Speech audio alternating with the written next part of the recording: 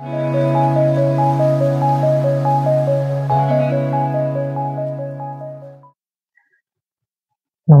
মৰমৰ ছাত্ৰ ছাত্ৰীসকল তোমালোকৰ ক্লাছ 12ত ইকনমিক্স আই নিৰ্ধাৰণ নামেৰে এটা চেপ্টাৰ আছে এই চেপ্টাৰটোত আই গুণক আৰু বিনিয়োগ গুণকৰ দুটা ধাৰণা আমি পাওঁ এই ধাৰণা দুটাৰ ওপৰত ভিত্তি কৰি আমাক এটা নিউমেৰিকেল প্ৰবলেম পৰীক্ষাত সুধি প্ৰশ্নটো 3 নম্বৰৰ কাৰণে হয় খুব সহজে এই প্ৰবলেমটো সমাধান কৰি তোমালোকে 3 on 3 একুৱায়াৰ কৰিব পাৰিবা কিয়নো সামান্য এটা টেকনিক ইউজ কৰিয়ে তোমালোকে এই প্ৰশ্ন এটা সমাধান কৰিব পাৰিবা বিগত বৰ্ষসমূহত দেখা গৈছে এই চেপ্টাৰটোৰ পৰা এনেকুৱা প্ৰবলেম এটা প্ৰায় প্ৰতি বছৰে ৰিপিটেটিভলি সুধি থকা মই দেখিছো গতিকে এয়া পৰীক্ষাৰ বাবে তোমালোকে ইম্পৰ্টেন্ট বুলিয়ে বিবেচনা কৰিব পাৰা গতিকে কেনেকৈনো অতি সহজে তোমালোকে তাক সমাধান কৰিব পাৰা মই দেখুৱাই দিম লগতে এটা প্ৰশ্ন বিগত বৰ্ষ এটাত অহা প্ৰশ্ন এটাই সমাধান কৰিও তোমালোকক মই অন দ্য স্পট দেখুৱাই দিম ইজিলি তোমালোকে তাক লাৰ্ণ কৰিব পাৰিবা তেন্তে প্ৰথমতে আহা মই কনসেপ্টটো তোমালোকক এবাৰ বুজাই দিও আৰু তাৰ পাছত লগা সূত্ৰ কেইটাও কৈ দিম আৰু প্ৰশ্নটো সমাধান কৰিও দেখুৱাই দিম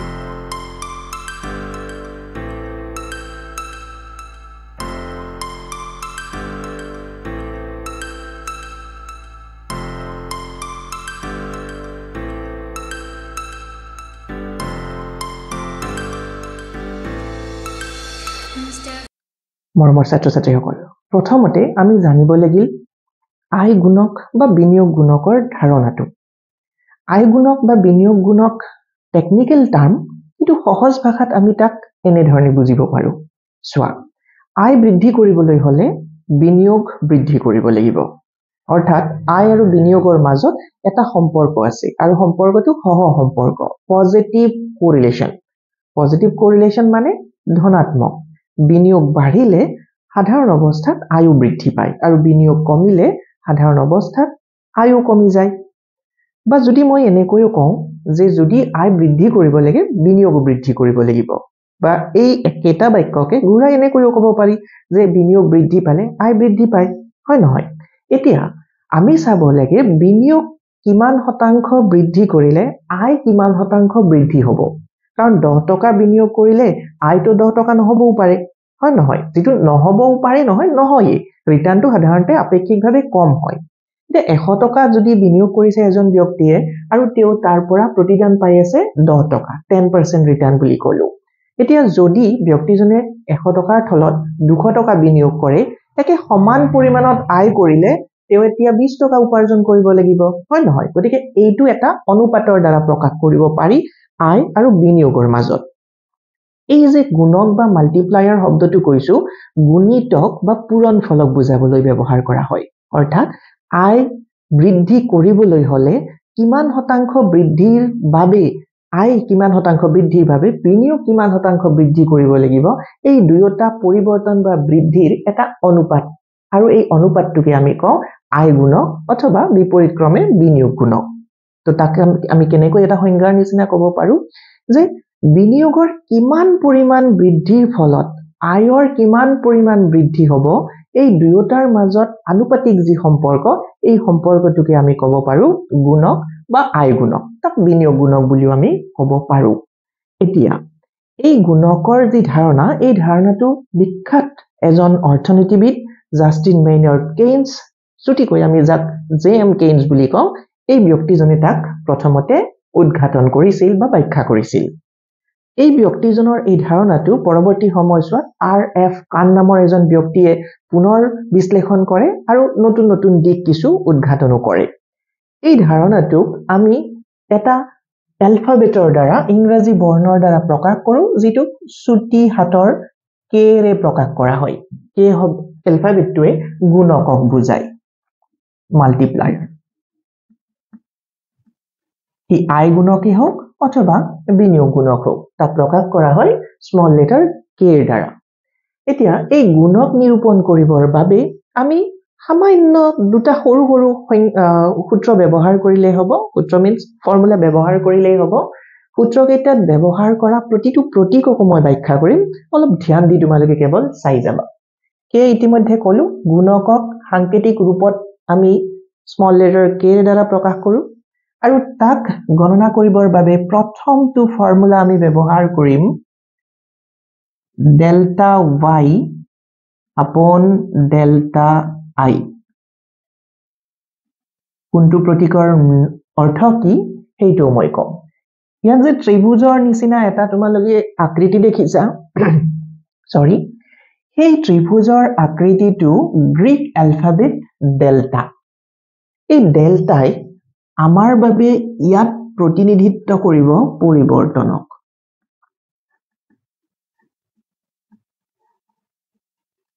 পৰিৱৰ্তন বা চেঞ্জ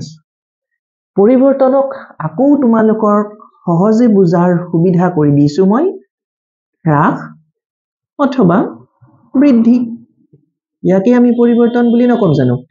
হ্ৰাস অথবা বৃদ্ধি তাক আমি প্ৰতীক ব্যৱহাৰ কৰিম ডেল্টা y এলফাবেটটোৰে আমি বুজাম i কিয়নো y এলফাবেটটো ব্যৱহাৰ কৰিছো তাকো মই প্ৰকাশ কৰিছো y প্ৰকৃততে ইল্ড শব্দটোৰ প্ৰথম বৰ্ণটো ইল্ড y ইল্ড শব্দটোৰ অসমীয়া অৰ্থ হৈছে উৎপাদন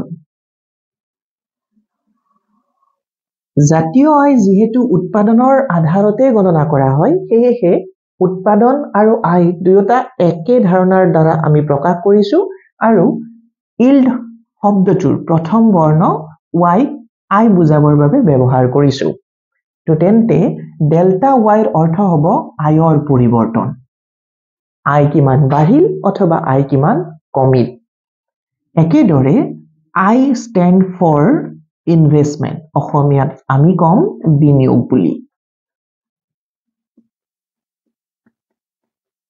বিনিয়োগ ইংৰাজীত কোৱা হয় ইনভেষ্টমেন্ট আৰু এই ইনভেষ্টমেন্ট শব্দটোৰ প্ৰথম বৰ্ণ I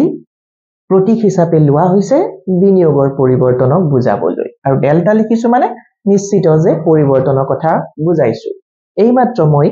গুণকৰ সংজ্ঞা যেতিয়া প্ৰকাশ কৰিছিলো কৈছিলো যে ডেল্টা বা পৰিৱৰ্তনৰ দ্বাৰা আমি গুণকক প্ৰতিনিধিত্ব কৰাম অৰ্থাৎ বিনিয়োগ পৰিৱৰ্তন কৰিলে আয়তো কিবা নহয় কিবা পৰিৱৰ্তন দেখা পোৱা যাব সেইটোকে কোৱা হ'ব গুণক তো প্ৰথমটো ফৰ্মুলা আমি কম k is equal to delta y upon delta i যদি কোনো এটা নিৰ্দিষ্ট ক্ষেত্ৰত এই ফৰ্মুলাটো এপ্লিকেবল নহয় যদিহে কাৰ্যকৰী নহয় তেতিয়া হলে আন এটা ফৰ্মুলা আমি ব্যৱহাৰ কৰিব পাৰিম সেইটো হ'ব k is equal to 1 upon 1 minus mpc এই mpc টোৰ আকৌ মিনিং হৈছে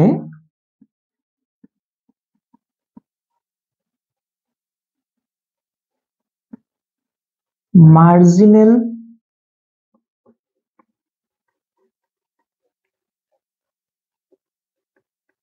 propensity to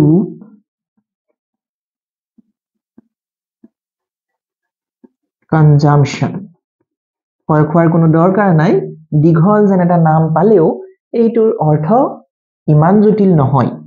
marginal propensity to consumption অসমীয়াত ইয়াক কোৱা হ'ব উপভোগৰ প্ৰান্তিক প্ৰৱণতা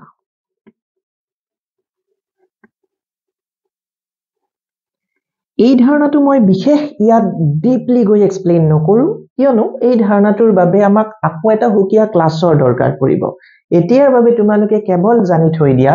উপভোগ আয়ৰ হৈতে জড়িত কাৰণ উপভোগ কৰিবলৈ হলে আয় কৰিব লাগিব আয়ৰ আধাৰতে ব্যক্তিৰ উপভোগ আৰু উপভোগৰ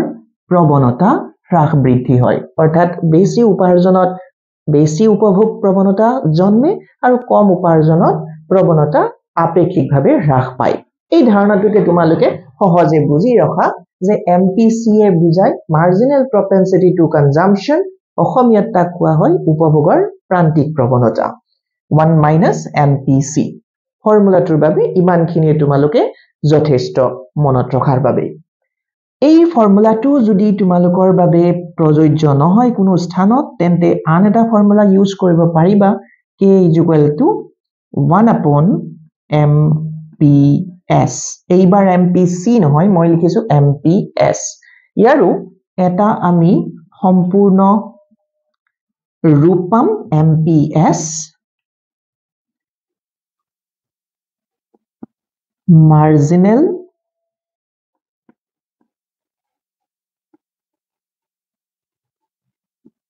propensity to save অৰ্থাৎ সঞ্চয়ৰ প্ৰান্তিক প্ৰৱণতা ওপৰত লিখা বাক্যশাৰী এইখিনিলৈকে একে আছে মাত্ৰ তাত লিখিছিলো কনজাম্পশন এইবাৰ লিখিছো সেভ অৰ্থাৎ সেভিংস সোৱা অকমান আগতে কৈছিলো যে আয়ৰ হৈতে উপভোগৰ সম্পৰ্ক আছে একেদৰে আয়ৰ হৈতে সেভিংসৰ সম্পৰ্ক আছে উপাৰ্জন কৰি যিখিনি অংশ আমি উপভোগ কৰি পেলাম বাকি কোনো অংশ থাকিলে সেইখিনিটো হ'ব সঞ্চয় গতিকে marginal propensity to save is another aspect of income আয়ৰ আন এটা দিশ হ'ব savings গতিকে consumption আৰু saving এই দুটাও আয়ৰ হৈতে জড়িত কোনো এটা নিৰ্দিষ্ট সময়ত হেহে আয়ৰ পৰিমাণ আমি জানিব নোৱাৰিলে উপভোগ আৰু সঞ্চয়ৰ পৰিমাণ জানিলে এই দুয়োটা যোগ কৰি দিলেও আমি আয়ৰ পৰিমাণ জানিব পাৰি গতিকে মই ৰিভিউ কৰি এবাৰ আকৌ কৈ দিছো ৰিকল যদি গুণক নিৰূপণ কৰিবলৈ লাগে তেতিয়া হলে প্ৰথমতে এটা ফৰ্মুলা ইউজ কৰিব পাৰিবা k = delta y upon delta I delta y এ বুজাব আয়ৰ পৰিৱৰ্তন আৰু delta I এ বুজাব বিনিয়োগৰ পৰিৱৰ্তন যদি এইটো এপ্লিকেবল নহয় তেতিয়া হলে alternatively you can use this second formula where k = 1/1 minus mpc mpc = marginal propensity to consumption by the way question at most of the time এই value to আমাক দিয়াই থাকিব আমাক গুণক হেউলিয়াবলৈ দিয়ে গতিকে mpc ৰ value আমাক most of the time দিয়াই থাকিব similarly if this formula will not work then you can use the third one যদি এইটো কামত নাহে তেতিয়া হলে তোমালোকে এইটো ফৰ্মুলা ইউজ কৰিব পাৰিবা এইবাৰ ৰিপ্লেস কৰিব লাগে mpc with mps but you don't need to minus this mps from 1 or পৰা তাক মাইনাস কৰিব নালাগে এইটোৰ এটা আকো টেকনিক্যাল ৰিলেশন থাকে এইটো পাঠটো পঢ়িলে তোমালোকে ভালকে গম পাবা mpc আৰু mps ৰ মাজত ৰিলেশন টেকনিক্যাল ৰিলেশন আমাক কেতিয়াবা এক্সপ্লেইন কৰিবলৈ দিয়ে আগলৈ মই তাকো বুজাই দিম কিন্তু আজি মোৰ মেইন ফোকাস আছিল how we can calculate multiplier গুণক কেনেকৈ উলিয়াব পাৰি so you need to remember only these 3 formula k = this one k = this one and k = this one এইখিনি আছিল ফৰ্মুলা এইখিনি এটা তোমালোকে স্ক্ৰিনশ্বট লৈ লোৱা ফৰ্মুলা কেইটা মনত ৰাখি থৈ দিয়া আৰু ইয়াৰ পিছত এটা মই তোমালোকক কোৱেশ্চন লৈ কোৱেশ্চনটো সলভ কৰি দেখুৱাই দিম how easily you can solve this question এই কোৱেশ্চনটো 2019 চনত পৰীক্ষাত সুধিছিল প্ৰশ্নটো দিয়া হৈছিল এখন অৰ্থনীতিত MPC ৰ মান 0.4 অৰ্থনীতিখনত নতুনকৈ 500 কোটি টকা আয় প্ৰবাহিত কৰাৰ বাবে কি পৰিমাণৰ নতুন বিনিয়োগৰ প্ৰয়োজন হ'ব ইংলিছত এনেকৈ লিখা আছিল the value of MPC of an economy is 0.4 what amount of new investment is required to generate new income of rupees 500 crore in the economy প্ৰশ্নটো দেখিলা এই প্ৰশ্নটো যদি আমি সামাৰি কৰি লও তেতিয়া হলে স্পষ্টকৈ তোমালোকে কি দিয়া থকা পাইছা MPC দিয়া থকা পাইছা এইটোৰ মান হৈছে 0.4 মই অকমান আগতে কৈছিলো যে MPC বা MPS most of the time questionত দিয়াই থাকে লগতে সুধিছে যে আয়ৰ পৰিমাণ আমি বৃদ্ধি কৰিবলৈ বিচাৰিছো 500 crores লৈকে বৃদ্ধি কৰিব বিচাৰিছো means পৰিৱৰ্তন কি বৃদ্ধি আয় তো হেইটোক আমি কি লিখিব পাৰিম ডেল্টা y আয়ৰ পৰিৱৰ্তনক ডেল্টা y ৰে প্ৰকাশ কৰা হয় কিমান কোটি টকা 500 crores মই ইয়াতে এককবোৰ নিলিখো সিম্পল এতিয়া কেৱল সংখ্যাটো লিখিছো 500 crore rupees 500 crore rupees earn কৰিবলৈ হলে আমি কিমান পৰিমাণৰ বিনিয়োগ কৰিব লাগিব বা বিনিয়োগ কিমান বৃদ্ধি কৰিব লাগিব মানে আমি উলিয়াই দেখুৱাব লাগে delta I is how much কোৱেশ্চনটোৰ মেইন থিম এইখিনি দিয়া আছে দুটা ইনফৰমেশন থাৰ্ড ইনফৰমেশনটো আমি ফাইন্ড আউট কৰিব লাগে with the help of those previous formulas যিকেইটা আমি সূত্ৰ জানিছো সেইকেইটা প্ৰয়োগ কৰি তো এইখিনি আমি সমাধান কৰিলে acquire কৰিব পাৰিলো হেতেন 3 on 3 এটো 3 নম্বৰ দিয়া আছে so I will show you how you can easily find out that result so first আমি ইউজ কৰিম ইয়াত এটা ফৰ্মুলা MPC ৰ ভ্যালু দিয়া আছে গতিকে মই অকমান আগতে দেখুৱা সেকেন্ড ফৰ্মুলাটো প্ৰথমতে ইউজ কৰিম সেকেন্ড ফৰ্মুলাটো কেনেকুৱা আছিল K is equal to 1 upon 1 minus MPC, right? Second formula. Yat moi value insert korim. Value insert korim 1 minus MPC is how much? 0.4. Yate likhisu 1 upon 1 minus 0.4 means 0.6. Eta 1 ok 0.6 ere divide kora. Divide korile ami pam 1.67. Etu bahut ator loi 0.666 ene koi goi thake to moi tak 67 কৰিছো কাৰণ টকা পইচাৰ ক্ষেত্ৰত আসন্ন মান অৰ্থাৎ ফ্ৰেকশন দুটা লৈকে আমি কি কৰিব পাৰো একসেপ্ট কৰিব পাৰো তো আমি দেখিলো যে k এৰ ভ্যালু কিমান 1.67 কিন্তু এতিয়া লৈকে আমি গুণকৰ মান হে জানিলো k এর মান হে জানিলো কিন্তু উলিয়াবলৈ কি দিছে ডেল্টা i দিছে এবাৰ এইখিনি বস্তু তোমালকে চাই লবা সেকেন্ড ফৰ্মুলাটো ইউজ কৰিছো ভ্যালু ইনসাৰ্ট কৰিছো 1 অক 0.6 এৰে মাল্টিপ্লাই কৰিছো 0.6 কোড পাইছো তাৰ আগৰ স্টেপটো চালে গম পাবা পাইছো ফিগাৰ কিমান 1.67 এইটো কিহৰ ভ্যালু গুণকৰ ভ্যালু কিন্তু আমাৰ এতিয়া লৈকে targeted information to find out কৰিব এতিয়াও আমি পাৰা নাই ডেল্টা আই লাগে তাৰ বাবে এইবাৰ ফাৰ্স্ট ফৰ্মুলাটো যে অকমান আগতে লিখিছিলা হেইটুকে পুনৰ ব্যৱহাৰ কৰা হেইটুত k is equal to delta y upon delta I এইটো লিখিছিলা right এইবাৰ এইখিনিত মই জনা ইনফৰমেশন খিনি প্লাগ ইন কৰিম k is how much from this calculation you can write it 1.67 right is equal to delta y is how much 500 crore rupees you don't need to put the units yate unit bu dibo na lage pasot সর্বশেষত লিখি দিলে হ'ব and delta I এইখানে লেকে clear খালি মই ভ্যালুবোৰ plug in কৰিছো এইবাৰ cross multiplication অৰ্থাৎ বজ্ৰ গুণন তোমালকে কৰিবলৈ স্কুলত থাকতে শিকিছিলা মই অকমান লাইনটো শৰ্টকাট কৰিছো কি কৰিব লাগে প্ৰত্যেকটো গোটা সংখ্যাৰ তলতে এটা কি থাকে 1 থাকে আৰু ইকুৱেল সিম্বলৰ কাখতে থকা যি ফ্ৰেকশন থাকে তাক ডিনোমিনেটৰ আৰু ইয়াৰ নিউমাৰেটৰ মাল্টিপ্লাই হ'ব আৰু ইয়াৰ ডিনোমিনেটৰ ইয়াৰ নিউমাৰেটৰৰ লগত মাল্টিপ্লাই হ'ব অৰ্থাৎ হৰ লগৰ লগত পূৰণ হয় আৰু লবটো হৰৰ লগত পূৰণ হয় গতিকে সেই দিখেৰে মই ক'ব লাগিলে এটা লাইন এক্সট্ৰা কৰিব পাৰা এটো হ'ব 1.67 delta I is equal to 500 right ইয়াতে থকা 1 এৰে এইটো মাল্টিপ্লাই কৰিছো আৰু delta I ৰে 1.67 ক মাল্টিপ্লাই কৰিছো এতিয়া যদি মই delta I ইয়াতে ৰাখি লওঁ আৰু 500 divided by ইয়াতে মাল্টিপ্লাই হৈ আছে গতিকে ইয়াতে ডিভাইড হ'ব 1.67 কৰো তেতিয়া হলে হৰণ কৰিলে দেখিবলৈ পাবা it will be around 300 এইবাৰ লিখি দিয়া ইয়াৰ ইউনিটটো কোটি টকা yes that's your answer এটো কি delta I আৰু আমাক উলিয়াবলৈ কি দিছিলে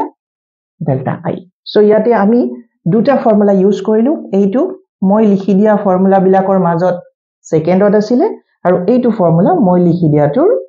ফাৰ্ষ্টত আছিলে ফাৰ্ষ্ট সেকেন্ড বুলি কোনো কথা নাই you just need to remember the formula এবাৰ গোটেইখিনি বস্তু তোমালকে চাই লবা মই ৰিকল কৰি দিছো first k is equal to 1 upon 1 minus MPC ফৰ্মুলাটো লিখিছো MPC value plug in korisu 0.4 from the question given. 1 minus 0.4 means 0.6 remain. 1 upon 0.67 is equal to 1.67. Yak horon korisu. Horon kori saba, pen paper use kori saba. Calculator use kori nohoy because mobile phones or calculators or any other electronic devices are not allowed in your exam hall. Next, এইটোৱে আমাৰ কাৰণে sufficient নহয় কাৰণ এইটোৱে কেৱল k এৰ মান হে বুজালে আমাক কিন্তু প্ৰশ্ন সুধিছিল ডেল্টা i অৰ্থাৎ বিনিয়োগৰ পৰিমাণ কিমান হ'ব সেইটো উলিয়াবলৈ তো আমি আকৌ ফৰ্মুলা লিখিলো k = delta y upon delta i delta k এর ভ্যালুটো অকমান আগতে উলিয়াৰ পৰা লিখিছো delta y এৰ value as given from the question in the question তাৰ পৰা লৈছো আৰু delta y টো হৈছে আমাৰ উলিয়াবলৈ দিয়া ইনফৰমেশন টো এইখিনিত আমি ম্যাথমেটিক্যাল ৰুল এপ্লাই কৰিছো বজ্ৰ গুণন বা বজ্ৰ পূৰণ কৰিছো cross multiplication and after doing this math you got this figure এইটো তোমালোকে সংখ্যা পাবা তো আমি দেখিলো যে বিনিয়োগ যদি 300 crore rupees এৰে বৃদ্ধি কৰা হয় তেতিয়া হলে আই 500 কোটি টকা পোৱা যাব so this is how you can sort this question এই প্ৰবলেমটো এনেকৈ সলভ কৰিব পাৰা so পৰীক্ষাত তোমালোকে ফিগাৰবোৰ বেলেগ পাব পাৰা বা sometimes আমাক ইনভেষ্টমেন্ট টু দিয়া থাকিব পাৰে আৰু ইনকাম টু দিয়া নাথাকিব পাৰে একে ধৰণে কৰিব পাৰিবা তেতিয়া মই ফিগাৰ টু i ঠাইত বহাম y টু আমি তেতিয়া alphabetic লিখিম আৰু mathematical rule apply কৰি i y এর ভ্যালু উলিয়াম in some cases হয়তো MPC এ দিয়া নাথাকিব পাৰে সেইটো উলিয়াব পাৰিম but overall you just need to remember those three formulas এই তিনটা ফর্মুলা মনত ৰাখিলে আমাৰ এইটো লেভেলত গুণকৰ যিমানবোৰ প্ৰশ্ন হুধে সেইখিনি সলভ কৰিব পাৰিবা and you can acquire 3 on 3 from this question এইটোৰ পৰা 3 এৰ ভিতৰত 3 পাব পাৰিবা that's all for today এইটো এক্সামৰ কাৰণে ইম্পৰ্টেন্ট অকমান ভালকৈ ধ্যান দি চাবা and you can take some other example from your books or from other previous years exam question paper and then you can try it by your own thank you so very much